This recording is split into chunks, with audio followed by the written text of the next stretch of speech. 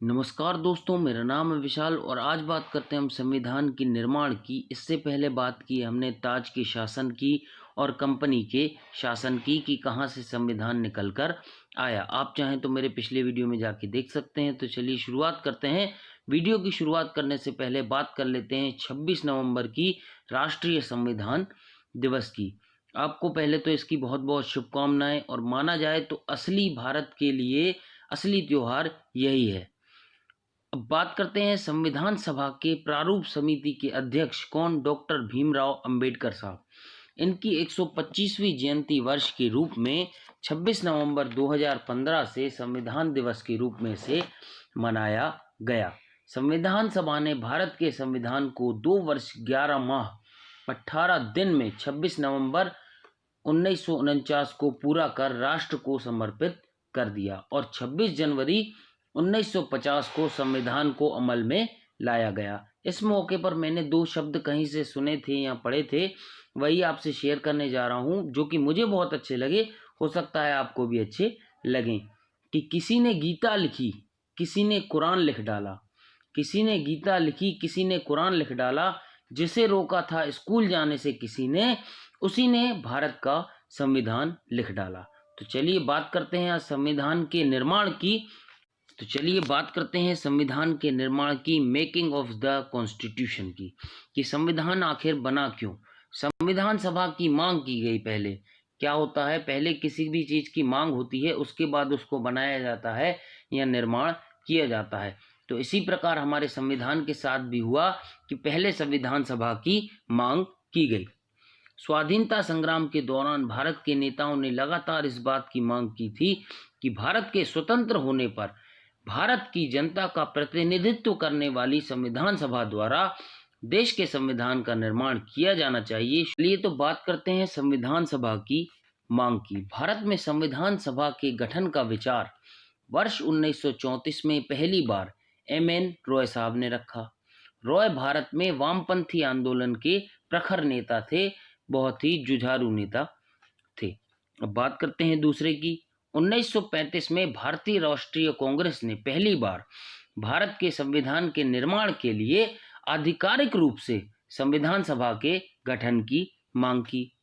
तीसरे की बात कर लेते हैं। 1938 में भारतीय राष्ट्रीय कांग्रेस की ओर से पंडित जवाहरलाल नेहरू ने घोषणा की कि स्वतंत्र भारत के संविधान का निर्माण वयस्क मताधिकार के आधार पर चुनी हुई संविधान सभा द्वारा किया जाएगा।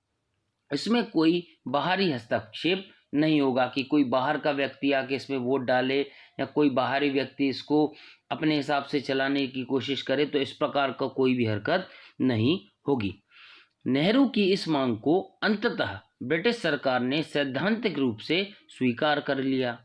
इसे सन 1940 के अगस्त प्रस्ताव के नाम से जाना जाता है। सन 1942 में ब्रिटिश सरकार के कैबिनेट मंत्री सर स्टेफोर्ड क्रिप्स ब्रिटिश मंत्रिमंडल के एक सदस्य एक स्वतंत्र संविधान के निर्माण के लिए ब्रिटिश सरकार के एक प्रारूप प्रस्ताव के साथ भारत आए। इस संविधान को द्वितीय विश्व युद्ध के बाद अपनाया जाना था, कि मतलब पहले द्वितीय विश्व युद्ध समाप्त हो जाए, उसके बाद आप जो बोलेंगे आपका काम हम कर देंगे, लेकिन पहले द्वितीय विश्व युद्ध को समाप्त हो जाने दीजिए। क्रिप्स प्रस्ताव को मुस्लिम लीग ने अस्वीकार कर दिया। भाई, मुस्लिम लीग इस बात पर अड़ी हुई थी कि आप हमको या तो 2 संविधान बनाने दो या तो अलग हमारा देश बनाने दो, भारत को 2 स्वायत्त हिस्सों में बांट दिया जाए। मुस्लिम लीग की यह मंशा थी। जिनकी अपनी अपनी संविधान सभाएं हों, मतलब 2 संविधान इनके बनाए जाएं। अंततः भारत में एक कैबिनेट मिशन को भेजा गया। इस मिशन ने 2 संविधान सभाओं की मांग को ठुकरा दिया कि भैया संविधान तो एक बनेगा, आपको जो करना हो आप कर लो। लेकिन उसने एक ऐसी संविधान सभा के निर्माण की योजना सामने रखी जिसने मुस्लिम लीग को भी काफी हद तक संतुष्ट कर दिया। अब बात करते हैं हम नोट की, जो कि अक्सर एग्जाम में क्वेश्चन पूछ लिया जाता है कि भारत के लिए संविधान सभा की रचना हेतु संविधान सभा का विचार जो था वो सर्वप्रथम स्वराज पार्टी ने 1924 ईस्वी में प्रस्तुत किया था। अब बात करते हैं संविधान सभा के गठन की। कैबिनेट मिशन द्वारा प्रस्तुत किए गए सुझावों के अनुसार नवंबर 1946 में संविधान सभा का गठन हुआ। मिशन की योजना के अनुसार संविधान सभा का स्वरूप निम्न प्रकार का होना चाहिए था। कैसा? संविधान सभा के कुल सदस्यों की संख्या 389 थी। इनमें से 296 सीटें ब्रिटिश भारत के प्रांतों को और 93 सीटें देसी रियासतों को, प्रिंसली स्टेट्स को दी जानी थी। अब बात करते हैं दूसरे की। हर ब्रिटिश प्रांत व देसी रियासत को उसकी जनसंख्या के अनुपात में सीटें दी जानी थी। आमतौर पर प्रत्येक 10 लाख लोगों में से एक सीट का आवंटन होना था। मतलब प्रत्येक 10 लाख लोगों पर एक सीट आपको दी जाएगी। अब बात करते हैं तीसरे की। प्रत्येक ब्रिटिश प्रांत को दी गई सीटों का निर्धारण जो था वो 3 समुदायों के मध्य उनकी जनसंख्या के अनुपात में किया जाना था। वो 3 समुदाय कौन से थे? मुस्लिम, सिख व सामान्य, और मुस्लिम और सिख को छोड़कर। ठीक है। बात करते हैं चौथे की। प्रत्येक समुदाय के प्रतिनिधियों का चुनाव प्रांतीय असेंबली, स्टेट असेंबली में उस समुदाय के सदस्यों द्वारा एकल संक्रमणीय मत, सिंगल ट्रांसफरेबल वोट के माध्यम से अनुपातिक प्रतिनिधित्व प्रणाली की व्यवस्था के अनुसार किया जाना था। जैसा चुनाव भारत में राष्ट्रपति जी का होता है उसी प्रकार इनका भी चुनाव होना था। अब आगे राष्ट्रपति पढ़ेंगे तो उनके चुनाव की प्रक्रिया भी हम पढ़ेंगे। अब बात करते हैं पांचवे की। देसी रियासतों के प्रतिनिधियों का चयन चुनाव द्वारा नहीं बल्कि रियासतों के प्रमुख द्वारा किया जाना था कि भैया रियासत का जो प्रमुख होगा वो देसी रियासतों के प्रतिनिधियों का चयन करेगा। संविधान सभा आंशिक रूप से चुनी हुई और आंशिक रूप से नामांकित थी। ना पूरी चुनी हुई ना पूरी नामांकित, मतलब थोड़ी सी चुनी हुई और थोड़ी सी नामांकित। इसके अलावा यह भी महत्वपूर्ण है कि इसके निर्वाचित सदस्यों का चयन अप्रत्यक्ष रूप से प्रांतीय विधायिका, स्टेट लेजिस्लेचर के सदस्यों द्वारा किया जाना था, जिनका चुनाव एक समिति मताधिकार, लिमिटेड फ्रेंचाइज के आधार पर किया गया था। उपरोक्त योजना के अनुसार ब्रिटिश भारत के लिए आवंटित 296 सीटों के लिए जुलाई अगस्त 1946 में संपन्न हुए क्या? चुनाव। इस चुनाव में भारतीय राष्ट्रीय कांग्रेस को कितनी सीटें आई? 208। मुस्लिम लीग को मिली 73। छोटे दल, मतलब जो छोटे दल थे या कोई निर्दलीय थे, जैसे कि वो कोई रूठ जाता है तो अकेला खड़ा हो जाता है ना कि भैया मैं अब इस चुनाव में अकेले लड़ूंगा, उन टाइप के लोगों को 15 सीटें मिली थी। देसी रियासतों को आवंटित की गई थी 93 सीटें। वो नहीं भर पाई क्योंकि उन्होंने खुद को संविधान सभा से अलग रखने का निर्णय कर लिया था कि भैया अगर हम आपके साथ आ जाएंगे, मतलब अगर हम आपकी ये सीटें भर देंगे तो हमारे ऊपर आपका राज चलने लगेगा, इसलिए वो थोड़ा डर गए थे। संविधान सभा का चुनाव भारत के वयस्क मतदाताओं द्वारा प्रत्यक्ष रूप से नहीं हुआ। तब भी यह जानना महत्वपूर्ण है कि इसमें प्रत्येक समुदाय, हिंदू, मुस्लिम, सिख, पारसी, आंग्ल भारतीय, भारतीय ईसाई, अनुसूचित जाति, अनुसूचित जनजाति के प्रतिनिधियों को, मतलब प्रॉपर सबको जगह इसमें दी गई थी। इसमें पुरुषों के साथ पर्याप्त संख्या में महिलाएं भी शामिल थी। महात्मा गांधी और मोहम्मद अली जिन्ना जी को छोड़ दें, महात्मा गांधी और मोहम्मद अली जिन्ना जी को छोड़ दें तो सभा में उस समय भारत के सभी प्रसिद्ध लोग मौजूद थे। अब बात करते हैं संविधान सभा की कार्यवाही की। संविधान सभा की पहली बैठक 9 दिसंबर 1946 ईस्वी को हुई। मुस्लिम लीग ने बैठक में आने से मना कर दिया कि भैया हमको तो चाहिए पाकिस्तान, बात खत्म, इससे कम में हम मानेंगे नहीं, और अलग पाकिस्तान की मांग पर बल दिया। बैठक में केवल 211 सदस्यों ने भाग लिया था। और फ्रांस की तरह, मतलब फ्रांस में एक प्रथा थी कि भाई जो पहले संविधान बनाया जाएगा उसमें जो सबसे बुजुर्ग सदस्य रहेगा उसको आप उसका अध्यक्ष बना देंगे। तो इसी टाइप से भारत में भी किया गया। सबसे वरिष्ठ सदस्य डॉक्टर सच्चिदानंद सिन्हा जी को सभा का अस्थायी अध्यक्ष चुना गया। बाद में डॉक्टर राजेंद्र प्रसाद संविधान सभा के अध्यक्ष निर्वाचित हुए उसी प्रकार डॉक्टर H.C. मुखर्जी तथा V.T. कृष्णमाचारी सभा के उपाध्यक्ष निर्वाचित हुए। दूसरे शब्दों में कहा जाए तो संविधान सभा के 2 उपाध्यक्ष हुए और 3 जून 1947 को जब लॉर्ड माउंटबेटन ने भारत के विभाजन की योजना प्रस्तुत कर दी तो उसके बाद देशी रियासतों की जो थे वो अधिकांश प्रतिनिधियों ने संविधान सभा में शामिल होने का निर्णय कर लिया या धीरे धीरे उसमें शामिल होते गए कि भैया भारत के बिना हमारा कुछ नहीं हो सकता, अभी भारत में शामिल होना ही हमारे लिए जरूरी है। बात करते हैं उद्देश्य प्रस्ताव की। संविधान सभा की पहली बैठक 9 दिसंबर 1946 को वर्तमान संसद भवन के केंद्रीय कक्ष में हुई। मुस्लिम लीग ने इस बैठक का बहिष्कार कर दिया और अलग पाकिस्तान की मांग उठाई।